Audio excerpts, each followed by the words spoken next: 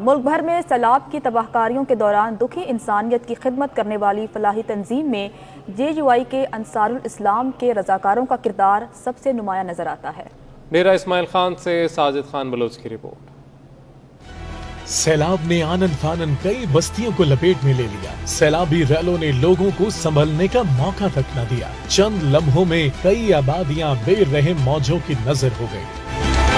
صرف ڈیرہ اسماعیل خان میں 39 لوگ جاں بحق، 121 دیہات ملیا میٹ اور 22,000 گھر تباہ ہو گئے۔ سیلاب متاثرین کی مدد کے لیے سب سے پہلے JUI کے انصار الاسلام کے رضاکار متحرک دکھائی دیے۔ انصار الاسلام کے 7,000 کارکنوں اور جمعیت کے کارکنوں نے ابتدائی 4 دن میں صوبہ بھر میں لاکھوں متاثرین کو ریسکیو کیا۔ ملک خدا داد پاکستان پر سیلاب کی صورت میں ایک آفت آئی ہوئی ہے، تب سے ہمارے قائد جمعیت مولانا فضل الرحمان صاحب کے حکم پر پورے ملک میں انصار الاسلام کے جو رضاکار ہے وہ میدان عمل میں ہے۔ جہاں پر سیلاب آیا ہوا ہے وہاں پر ہمارے 7,000 کے قریب رضاکار الحمدللہ عوام کی خدمت میں مصروف ہے۔ مصیبت میں گھرے شہریوں کی مدد کے لیے صرف رضاکار ہی نہیں بلکہ JUI کے امیر مولانا فضل الرحمان خود، ان کے بیٹے وفاقی وزیر اسد محمود اور چاروں بھائی بھی دکھی انسانیت کی خدمت میں پیش نظر آئے۔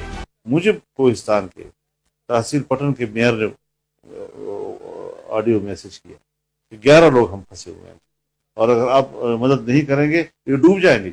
آپ یقین جانیں ہم نے 2 گھنٹے کے اندر ہیلی کاپٹر کا بھی انتظام کر لیا، پہنچ بھی گئے اور اس کو بھی کیا اور کچھ۔ اگر میں کر سکتا ہوں یہاں پر گھر میں بیٹھے بیٹھے اور لوگوں تک پہنچ سکتا ہوں تو ان کے پاس صوبائی حکومت تھی، ان کے پاس ہیلی کاپٹر تھا، ایک نہیں کئی ہیں ان کے پاس، اور وہ نہیں پہنچ پا رہے۔ انصار الاسلام اور JUI کے کارکنوں نے مولانا فضل الرحمان کی ہدایت پر سب سے پہلے سیلاب میں پھنسے لوگوں کو باہر نکال کر محفوظ مقامات تک پہنچایا، انہیں شیلٹر اور خوراک فراہم کی، دوائیں اور طبی امداد دی اور پھر متاثرین کی دوبارہ بحالی کے کاموں میں جٹ گئے۔